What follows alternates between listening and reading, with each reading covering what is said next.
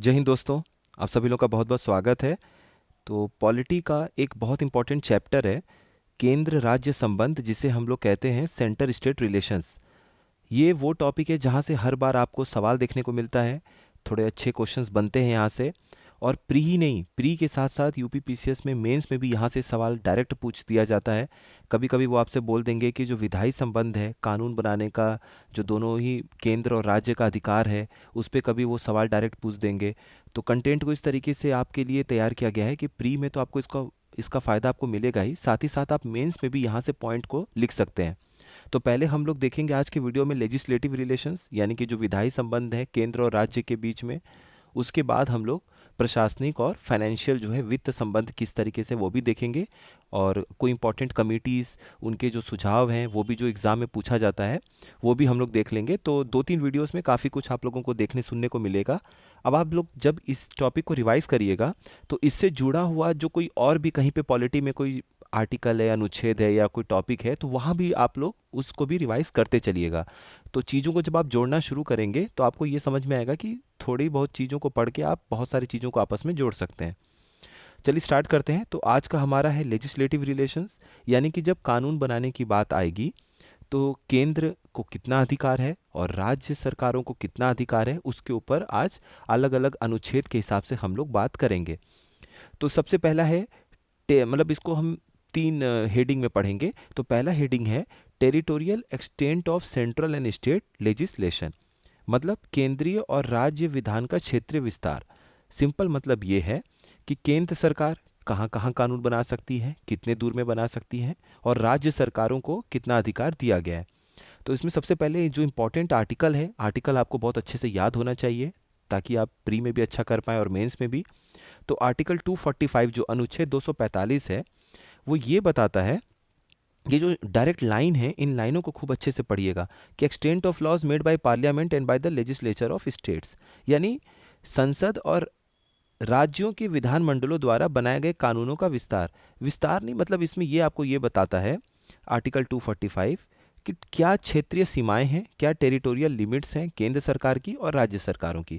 तो जाहिर सी बात है केंद्र सरकार पूरे देश में कानून बना सकती है और राज्य सरकार अपने अपने राज्य में कानून बना सकती है जितनी उनकी बाउंड्री खींची गई है। बस कुल मिला के आर्टिकल 245 यही बोलता है। इसमें सिर्फ एक शब्द आपको रिवीजन के टाइम देखना है, टेरिटोरियल लिमिट, यानी कि क्षेत्रीय सीमाएं। इतना भी अगर आप देख लेंगे तो आपको ये याद आ जाएगा कि आर्टिकल 245 अनुच्छेद 245 क्या बोलना चाह रहा है। तो पूरे भारत में कानून बना सकता है संसद, और राज्य सरकारें अपने अपने राज्य तक कानून बना सकती हैं। सिंपल है। चलिए आगे देखते हैं। आगे है उसके बाद डिस्ट्रीब्यूशन ऑफ लेजिस्लेटिव सब्जेक्ट्स, यानी जो भी ये कानून बनाने के लिए सूची तैयार की गई है, तो उसमें आपको पता है 3 तरह की सूची तैयार की गई है। एक यूनियन लिस्ट होता है, आपका केंद्रीय सूची, जिसमें उन सब्जेक्ट्स को लिखा गया, उन विषयों को लिखा गया है जहाँ पर संसद कानून बना सकता है। ठीक उसी तरीके से कॉन्करेंट लिस्ट होती है। कॉन्करेंट लिस्ट को हम समवर्ती सूची बोलते हैं, कि जहाँ पर केंद्र और राज्य सरकारें दोनों ही कानून बना सकते हैं। केंद्र मतलब कि संसद की बात हो रही है। तीसरा हम लोग बोलते हैं उसमें स्टेट लिस्ट, यानी कि राज्य के जो विषय उसमें शामिल किए गए हैं, राज्य की सूची है, उसमें हर राज्य स्वतंत्र है अपने तरीके से उन विषयों पर कानून बनाने के लिए।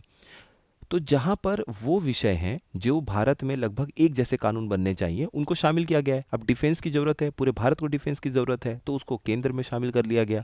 लेकिन जहाँ तक पुलिस की व्यवस्था की बात है, तो लोकल लेवल पर प्रशासन को अपना संभालना होता है। राज्य अपने हिसाब से पुलिस को लेकर कानून बना सकती है। तो जो लॉ एंड ऑर्डर का सिचुएशन है, पुलिस है, वो सब राज्य की सूची में रख दिया गया है।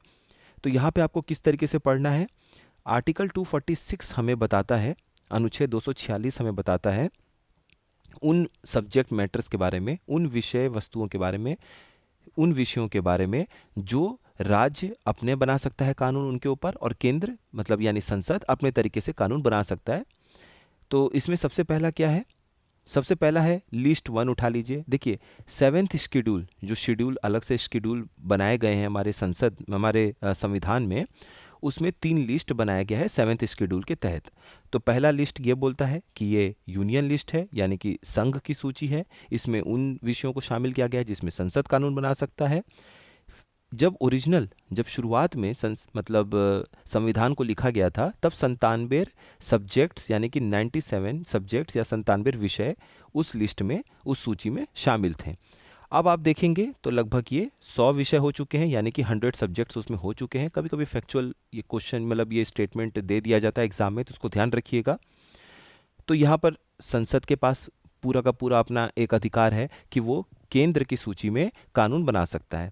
ठीक उसी तरीके से जब आप राज्यों की बात करेंगे तो हर राज्य को अधिकार है अपने राज्य की सूची में बनाने का। तो 7th शेड्यूल में जो आपका ये 7वीं अनुसूची है, उसमें दूसरी लिस्ट किसकी है? राज्य की है।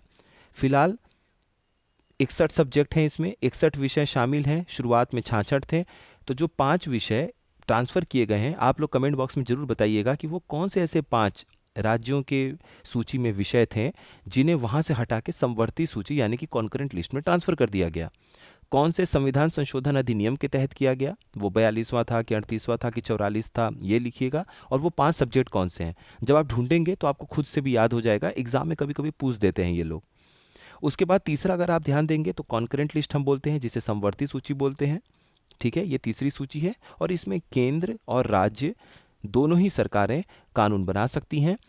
अब यहाँ पर अगर मान लीजिए एक सूची आपने दे दी, समवर्ती सूची, जहाँ पे संसद भी कानून बना सकता है और राज्य भी कानून बना सकते हैं, राज्य सरकारें भी कानून बना सकती हैं। अगर यहाँ पर विवाद हो गया तब क्या होगा? क्योंकि आपने दोनों को बराबर का अधिकार दे दिया और जाहिर सी बात है कि अगर दोनों अलग अलग तरीके से कानून बना दिए जिसका रिजल्ट अलग अलग आ सकता है अपने अपने हिसाब, सुविधा के हिसाब से सोचकर, तो जाहिर सी बात है कि दोनों के बीच में मतभेद होगा। तो तब क्या होगा? तो ऐसी सिचुएशन को भी देखने के लिए एक अलग संविधान में अनुच्छेद लिखा गया है। हम उसे बस थोड़ी देर के बाद देखेंगे। तो यहाँ पर ये बात इतनी क्लियर हो गई आपको कि हमने अनुच्छेद 245 में क्या पढ़ा, यानी आर्टिकल 245 में, और अनुच्छेद 246 में क्या पढ़ा, यानी कि आर्टिकल 246 में। इसके बाद हम देखते हैं आर्टिकल 248 यानी कि अनुच्छेद 248। रेसिड्यूरी पावर्स जो हैं कानून बनाने के, वो इसमें शामिल किए गए हैं, यानी कि कानून की अवशिष्ट शक्तियाँ। इसका क्या मतलब है? बिल्कुल आसान भाषा में अगर हम समझें तो कुछ ऐसे विषय होंगे जो समय के साथ हमें देखने को मिलेंगे। जब ये संविधान लिखा जा रहा था तब जितने विषय उस समय बन सकते थे या बन चुके थे, उनको शामिल कर लिया गया अलग अलग तीनों सूचियों में। लेकिन अब उस समय आज से 70-75 साल पहले आर्टिफिशियल इंटेलिजेंस तो था नहीं, रोबोटिक्स था नहीं, तो उनको तो आप शामिल किए नहीं। तो भविष्य में उस समय संविधान में बोला गया कि भविष्य में कोई भी ऐसा विषय जो इस समय किसी भी सूची में शामिल नहीं है, उस पर कानून बनाने का अधिकार सिर्फ और सिर्फ संसद का होगा।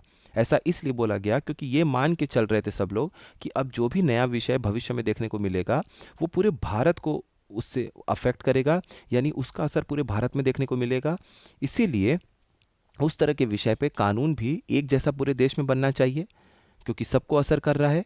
तो इसलिए संसद उस पर कानून बना सकता है और किसी भी राज्यों को यह अधिकार नहीं दिया गया है।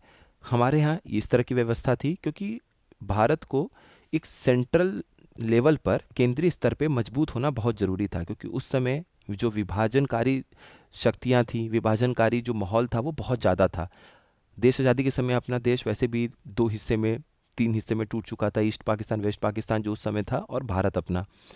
तो इसीलिए उस समय ये बोला गया कि केंद्र हमेशा मजबूत होना चाहिए ताकि अलग होने का जो भी, किसी राज्य का भविष्य में अलग होने की जो भी टेंडेंसी, मानसिकता कुछ भी होती है, तो केंद्र को हमेशा आप ताकत दीजिए कि वो ही हमेशा कानून बना सके उन विषयों पर भी जो भविष्य में आएंगी।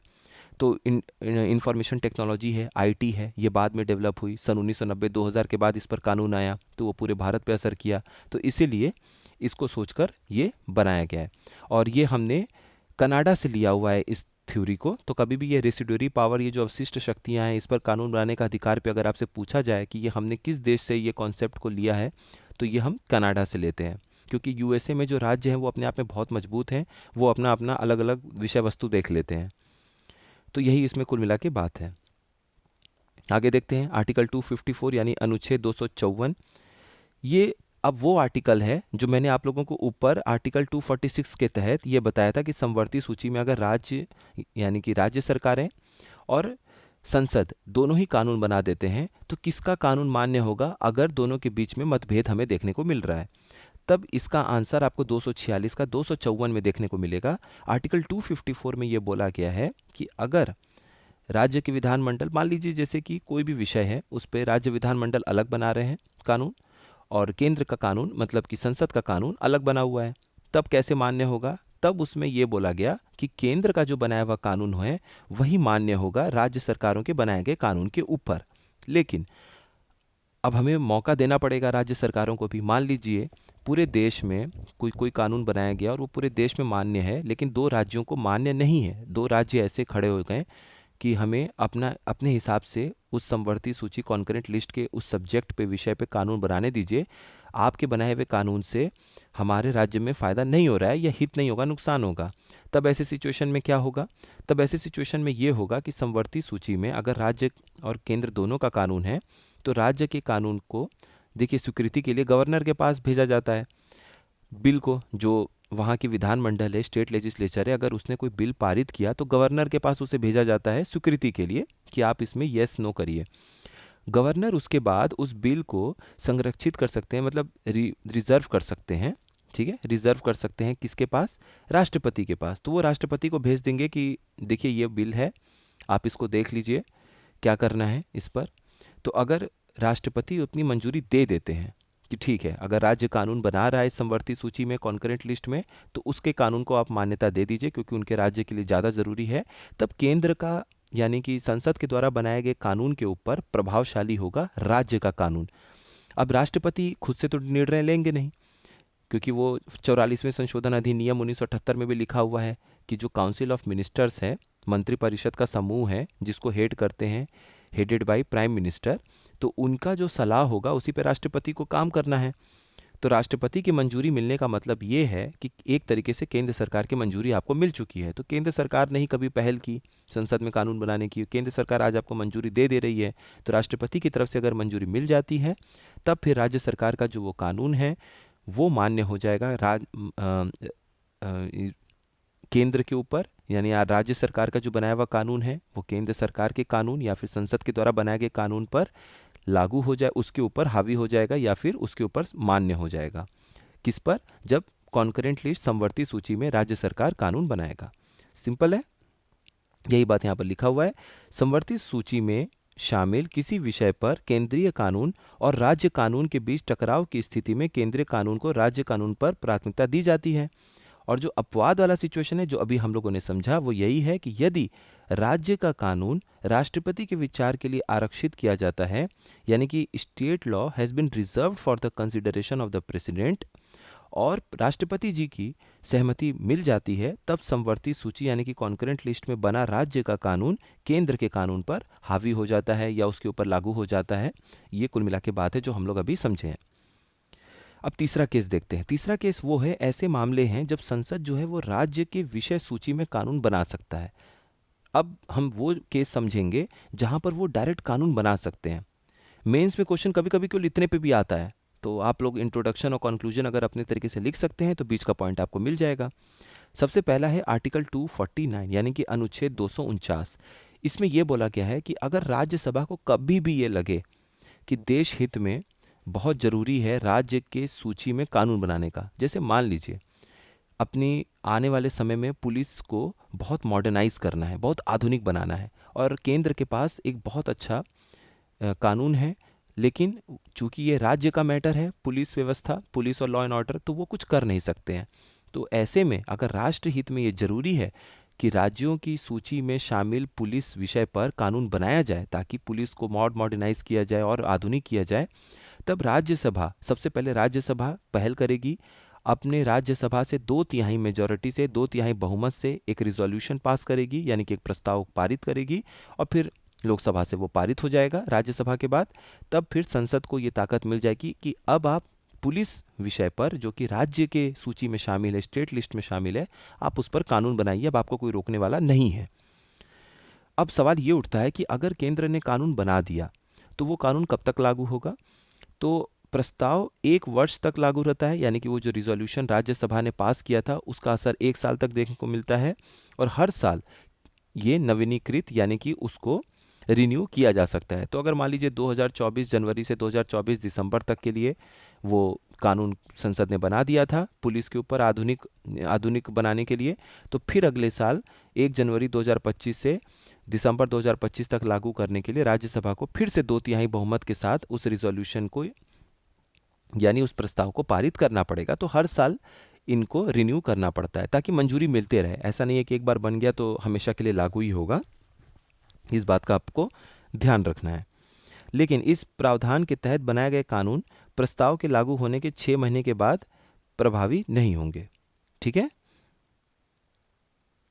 अब मतलब कुल मिला के ये है कि अगर मान लीजिए राज्यसभा ने फिर से प्रस्ताव पारित किया, राज्यसभा ने प्रस्ताव पारित करके बीच में ही ये बोल दिया कि नहीं नहीं रहने दीजिए, अभी ज़रूरी नहीं है, इसको रहने देते हैं, तब फिर जैसे ही वो ये रिजोल्यूशन पास करेंगे तो 6 महीने के बाद फिर वो लागू नहीं रहेगा। ठीक है। तो रिजोल्यूशन 1 साल तक है, एक बार में लागू होगा और उसके बाद फिर वो आगे लागू नहीं होगा अगर उन्होंने मतलब अधिक से अधिक समझ लीजिए, ये कुल मिला के कहने का मतलब है सिंपल भाषा में कि 1 जनवरी 2024 को इन्होंने प्रस्ताव पारित किया, तो दिसंबर 2024 तक राज्य की सूची में कानून बनाने के लिए संसद के पास अधिकार है। तो जो संसद कानून बनाएगी वो 1 साल तक उसका है कि वो बना सकती है। उसके बाद दिसंबर के बाद क्या होगा कि अगर राज्यसभा ने पास नहीं किया फिर से रिजोल्यूशन, तो 6 महीने तक और लागू रहेगा, उसके बाद वो कानून नहीं बना सकते हैं। कुल मिला के बात ये कि कानून फिर उसके बाद वैलिड नहीं होगा। तो यही लिखा है कि the laws made under this provision cease to have effect 6 months after the resolution has cease to be in force. यानी कि जो ये प्रस्ताव पारित हुआ था, अगर वो नहीं पारित हुआ तो बस वो जो कानून बनाया गया है वो सिर्फ 6 महीने और लागू रहेगा, उसके बाद खत्म। तो यानी कि दिसंबर 2024 के बाद अगर राज्यसभा ने दोबारा से 2/3 से बहुमत से पारित नहीं किया उस प्रस्ताव को, तो अगले साल का जो आपका जुलाई हुआ वहाँ तक लागू रहेगा कानून, और उसके बाद जुलाई 2025 के बाद वो कानून अब लागू नहीं रहेगा, खत्म हो जाएगा। कुल मिला के बात यही है। अब उसके बाद आर्टिकल 250 यानी कि नेशनल इमरजेंसी का माहौल है, देश में आपातकाल का समय है, तब संसद को अधिकार मिल जाता है कानून बनाने के लिए राज्यों की सूची में। और अगर मान लीजिए वो इमरजेंसी वो आपातकाल ख़त्म हो जाती है तो 6 महीने तक और वो कानून बना हुआ वैध रहता है, वैलिड रहता है। दूसरी चीज़, इसका मतलब ये नहीं है कि जो राज्य की विधायिका हैं, जो स्टेट लेजिस्लेचर हैं, राज्य विधानमंडल हैं, उनके पास कानून बनाने का अधिकार नहीं है। ऐसा नहीं है, वो भी कानून बना सकते हैं, लेकिन केंद्र को आप अधिकार दे दिए हैं, संसद को आप अधिकार दे दिए कि आप कानून बनाइए। और फिर वही बात हो गई, एक तरीके से राज्य की सूची, आप सोचिए कि राज्य की सूची में आपातकाल के दौरान अगर संसद भी कानून बना सकती है और राज्य की विधानमंडल भी कानून बना सकती है, तो फिर तो समवर्ती सूची वाला हिसाब किताब हो गया। फिर किसका मान्य होगा? वही मान्य होगा जो कि संसद ने बनाया है। और अगर राज्य की विधानमंडल बोले आपातकाल के दौरान कि नहीं, हमारे राज्य के लिए ये जरूरी है, संसद का कानून हम नहीं मानेंगे, फिर वही सिस्टम है, गवर्नर के पास भेजिए बिल, गवर्नर उसको आरक्षित करेंगे, रिजर्व करेंगे राष्ट्रपति के लिए। जैसे ही मंजूरी मिलेगी, आपका कानून आपके राज्य में लागू हो जाएगा केंद्र के कानून के ऊपर। नहीं तो सामान्य स्थिति अगर रहेगी, मतलब सामान्य स्थिति आपातकाल के दौरान भी वही है कि आपके बिल को गवर्नर ने प्रेसिडेंट के पास नहीं भेजा है, आरक्षित नहीं किया है, तो फिर जाहिर सी बात है संसद जो कानून बनाएगा वो सबको मानना पड़ेगा। उसके बाद आर्टिकल 252, आर्टिकल 252 में भी क्या होता है कि जब 2 या 2 से अधिक राज्य की विधायिका प्रस्ताव पारित कर दे, मतलब लेजिस्लेचर जो हैं 2 या 2 से अधिक स्टेट के, जैसे मान लीजिए यूपी, बिहार और एमपी, ये तीनों ही जो राज्य के विधानमंडल हैं, स्टेट लेजिस्लेचर्स हैं, वो कानून पास करते हैं। और कानून पास करके वो बोलें कि हमें पुलिस में आधुनिकता चाहिए, आधुनिक पुलिस चाहिए, आप कानून बनाइए। संसद को अधिकार दे दें कि आप कानून बनाइए, क्योंकि कम से कम 2 राज्य के विधानमंडल मिलकर ही प्रस्ताव पास कर सकते हैं। तो यूपी, बिहार और एमपी तीनों राज्य के विधानमंडल खड़े हो गए और केंद्र को बोले कि हमारे राज्यों में पुलिस को आधुनिक बनाने के लिए आप कानून बनाइए कि कैसे हम आधुनिक बना सकते हैं। तब संसद को ये अधिकार मिल जाता है कि वो राज्य की सूची में कानून बना सकता है, उन्हीं राज्य की सूची में कानून बनाएगा, क्योंकि वही लोग प्रस्ताव पारित किए हैं। सिंपल सी बात है। अब सवाल ये उठता है कि अगर संसद ने कानून बना दिया और अब इन तीनों राज्यों को नहीं चाहिए वो कानून, तब क्या होगा? तब वहाँ पर ये मामला ये होता है कि फिर ये तीनों मिलकर राज्य अगर प्रस्ताव पारित कर भी देंगे तब भी वो कानून नहीं हटेगा। वो कानून हटाना है तो संसद से बोलना होगा, संसद ही उस कानून को इन राज्यों से हटा सकता है। तो अगर ये अधिकार दो या दो से अधिक राज्य मिलकर संसद को दे देते हैं कि आप कानून बनाइए हमारे राज्यों की सूची में, तब उस समय ये राज्य कुछ नहीं कर पाएंगे। उसके बाद सिर्फ संसद के गेंद पाले में गेंद चली जाएगी और उसी के निर्णय पे वो लागू होगा, मतलब कानून बनेगा उनके राज्यों में, उनकी सूची में, या फिर हटेगा। दोनों ही जो डिसीजन है वो संसद का होगा, राज्यों के पास वो अधिकार खत्म हो जाएगा, याद रखिएगा। उसके बाद है आर्टिकल 253। आर्टिकल 253 यानी कि अनुच्छेद 253 क्या बोलता है? किसी अंतर्राष्ट्रीय समझौते को अगर लागू करना हो, यानी इम्प्लीमेंट करना हो किसी इंटरनेशनल अग्रीमेंट को, तब संसद के पास अधिकार आ जाता है कि आप राज्यों की सूची में भी एक ज़रूरत पड़े तो उनकी सूची में जो विषय हैं उन पर आप कानून बना सकते हैं। फिर ये नहीं कोई देख सकता है कि केंद्र जो है वो उस अंतर्राष्ट्रीय संबंध, उस अंतर्राष्ट्रीय जो एग्रीमेंट है, समझौता है, उसको तो अपने देश में लागू करना चाह रहा है केंद्र सरकार, लेकिन चूंकि वो विषय ही राज्यों का है तो उस पर वो कुछ नहीं कर सकता है। तो ऐसा नहीं है, वो बाध्यता को ख़त्म करने के लिए संविधान ने पहले ही ये ताकत दे रखी है संसद को। आपको लग रहा है कि अंतर्राष्ट्रीय समझौता लागू करने के लिए आपको राज्यों की सूची के विषय में भी कानून बनाना हो तो भी आप बनाइए, निर्भीक होकर, कोई डरने की बात नहीं है। इसका एक एग्जाम्पल आप लिख सकते हैं, United Nations privileges and immunities act of 1947, यानी संयुक्त राष्ट्र विशेषाधिकार और प्रतिरक्षा अधिनियम 1947। तो ये कुल मिलाकर यहाँ तक है अपना इम्पोर्टेंट टॉपिक। उसके अलावा अगर आप देखेंगे तो इसी तरीके से आर्टिकल 356 भी है, जिसे हम लोग प्रेसिडेंट रूल के नाम से जानते हैं। तो प्रेसिडेंट रूल जो है उसमें भी यही होता है। प्रेसिडेंट रूल में भी जब हम लोग इमरजेंसी पढ़ेंगे तो उसमें आपको ये देखने को मिलेगा। तो बस इसको ब्रीफ में समझ लेते हैं कि प्रेसिडेंट रूल जब लगता है, राष्ट्रपति शासन, तो इसे हम बोलते हैं कि देखिए, जब भी किसी राज्य में गवर्नर एक रिपोर्ट बना के अगर राष्ट्रपति को भेजता है कि यहाँ पर संविधान के हिसाब से अब सरकार नहीं चल पा रही है, और राष्ट्रपति भी इस बात से सहमत हो जाते हैं। राष्ट्रपति के सहमत होने का मतलब ये है कि केंद्र सरकार की तरफ से उनको हामी भर दी गई है, उनको कह दिया गया कि हाँ, उस राज्य में सरकार संविधान के हिसाब से नहीं चल पा रही है, तब वहाँ पर राष्ट्रपति शासन लागू हो जाता है। राष्ट्रपति शासन लागू होने का मतलब ये है कि राष्ट्रपति को अधिकार है कि वो चाहें तो, वो जरूरी नहीं है कि यही होगा, अगर वो चाहें तो जो भी सरकार है वहाँ की, उसके काम काज को वो खुद संभाल सकते हैं, या फिर गवर्नर और उनके गवर्नर के साथ जैसे मुख्य सचिव हैं, इन लोग हैं, तो इनको कह सकते हैं कि तब तक आप वहाँ पर सरकार चलाइए।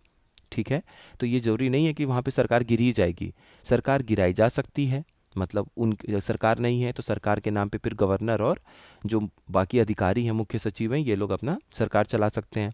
दूसरा, राज्य के विधानमंडल है, या तो उनको भंग कर सकते हैं या फिर उसको सस्पेंड कर सकते हैं कि कानून नहीं बना सकते हैं आप, क्योंकि कानून बनाने का अधिकार हम तब तक संसद को दे रहे हैं, संसद कानून बना सकता है। तो ये कर सकते हैं, ये शब्द पे ध्यान दीजिएगा, जरूरी नहीं है कि ऐसा ऐसा हो ही जाएगा।